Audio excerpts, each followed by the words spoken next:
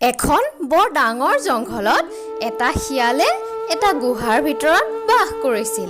সি নিতৌ চিকাৰ কৰি কৰি খাইছিল আৰু তেনেদৰে জীৱনটো কটাইছিল। কিন্তু সেই শিয়ালটো বাস কৰা গুহাটোতে এটা বৰ দুষ্ট নিগনি আছিল।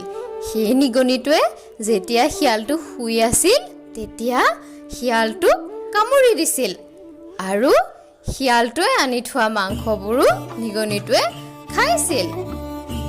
যেতিয়াই শিয়ালটোৱে সেই নিগনিটোক ধৰিবলৈ বুলি গৈছিল, নিগনিটোৱে তৎক্ষণাতে দৌৰি গৈ নিজৰ গাঁতত সোমাইছিলগৈ আৰু এনেদৰেই দিনবোৰ পাৰ হৈ আছিল।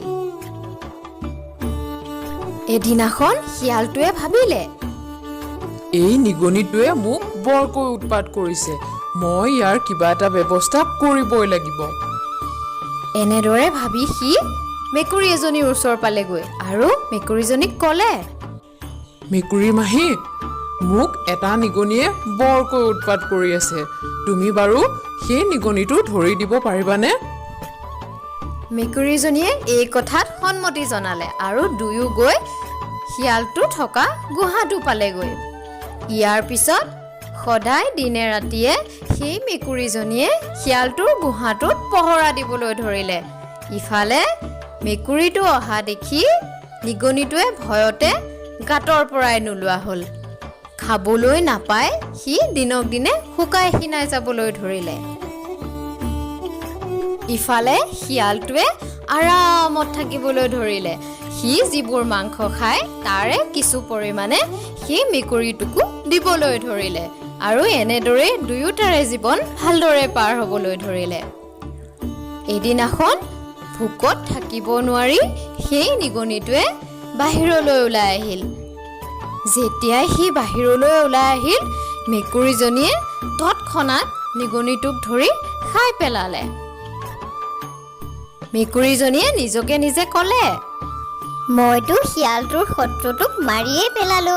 এতিয়া শিয়ালটোৱে এই কথাটো শুনি বৰ ভাল পাব আৰু সি মোক পুৰস্কাৰো দিব।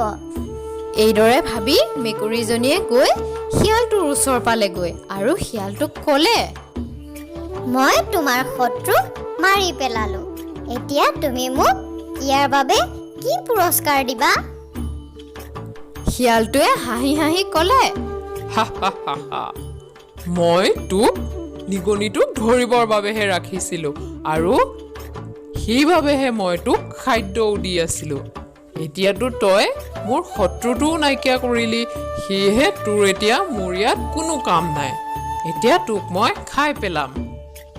এনেদৰে কৈ শিয়ালটোৱে মেকুৰীজনীক থাপ মাৰি ধৰি খাবলৈ লওঁতেই মেকুৰীজনীয়ে তাৰ পৰা পলাই গুচি গ'ল।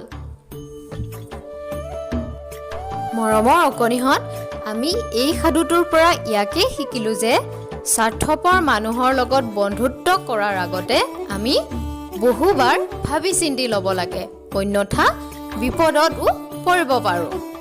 তেনেহ'লে আজিলৈ ইমানেই অকণিহঁত। পুনৰ এটা ভিডিঅ' তোমালোকৰ মাজলৈ লৈ আহিম। তোমালোকে চাই থাকিবা আৰু আমাৰ চেনেলটো ছাবস্ক্ৰাইব কৰি ল'বা।